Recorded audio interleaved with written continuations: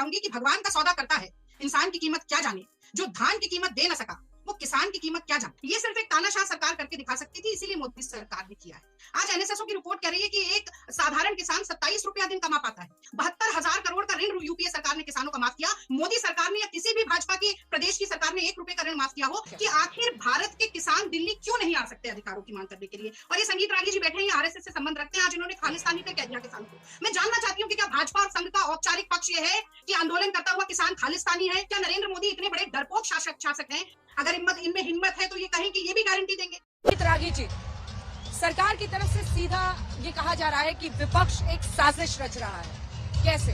क्या ये जो लोग सड़कों पर निकले हैं ये किसान नहीं विपक्ष के नेता हैं? देखिए अंजना जी, आपको याद होगा कि जब पिछली दफा जब किसान आंदोलन हुआ था और उसके बाद में उत्तर प्रदेश का चुनाव आया तो योगेंद्र यादव ने एक बड़ा इंटरेस्टिंग स्टेटमेंट दिया था, आपके चैनल ने भी चलाया था। हमने तो कांग्रेस पार्टी के लिए पिच तैयार की थी, लेकिन कांग्रेस पार्टी ने उसका फायदा नहीं उठाया, तो हम क्या कर सकते हैं।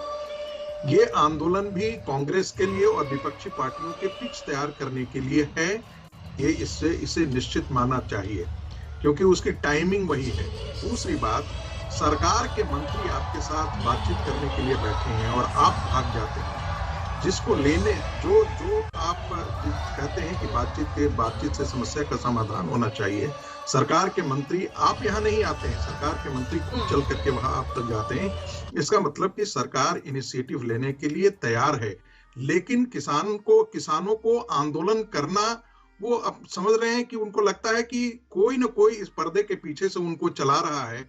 हम अच्छी तरीके से जानते हैं कि योगेंद्र यादव राहुल गांधी जी की यात्रा के साथ जुड़े हुए हैं और राहुल गांधी एक तरफ कह रहे हैं कि हम किसान आंदोलन के साथ हैं, हम गारंटी देते हैं। कोई यह भी कह सकता है कि भाई गारंटी आप किस बात के लिए देंगे, आप 40 सीटें तो बचा लीजिए। आपके रोज पार्टी के टुकड़े टुकड़े हो रहे हैं, लोग निकल करके भाग रहे हैं, आप अपने मुख्यमंत्रियों तक को, भूतपूर्व मुख्यमंत्रियों तक को नहीं संभाल पा रहे हैं, तो आप पहले जीत करके तो आइए, उसके बाद आप गारंटी दीजिएगा। लेकिन चूंकि इस आंदोलन को उनको हवा देना है, इसलिए वो हवा दे रहे हैं।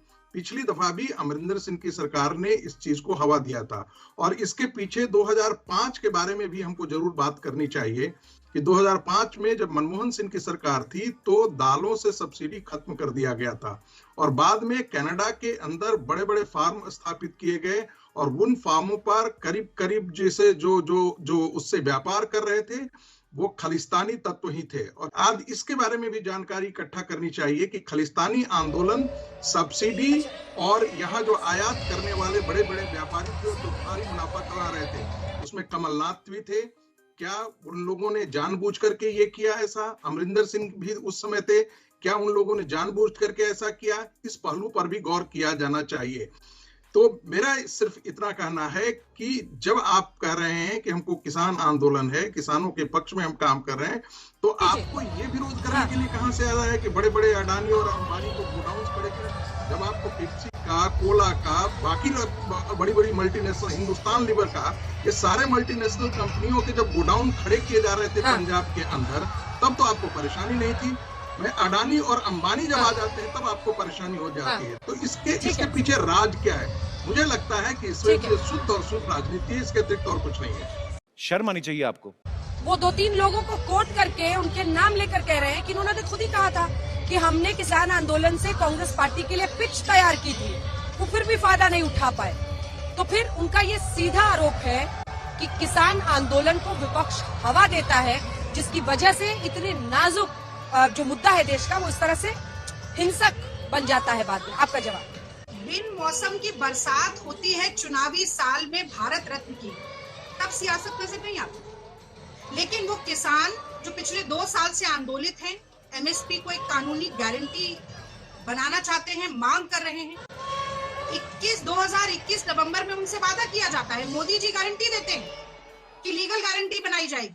मोदी जी गारंटी देते हैं कि एमएसपी को स्वामीनाथन कमीशन के फॉर्मूले के अनुरूप ढाला जाएगा 24 फसलों के लिए, और 2021 से अभी तक वो इंतजार कर रहे हैं।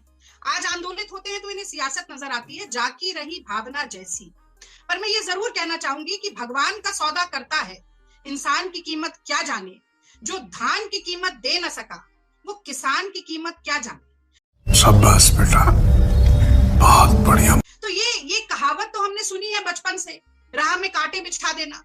लेकिन वो किसान जो अपनी मेहनत से उगाई हुई फसल की सही कीमत मांग रहा है, जो दिल्ली की बहरी सरकार का दरवाजा जोर से खटखटाने के लिए राजधानी में आना चाहता है, उसके रास्ते में न सिर्फ कांटे, नश्तर, न सिर्फ 10-15 फीट की खाई, न सिर्फ पुराने वाहनों की पेचियां, न सिर्फ बुलडर और बड़े बड़े बैरिकेड्स, बल्कि आंसू गैस के गोले, पुलिस की गोलियां और लाठियां भी भांजी जाएंगी। ये सिर्फ एक तानाशाह सरकार करके दिखा सकती थी, इसीलिए मोदी सरकार ने किया है।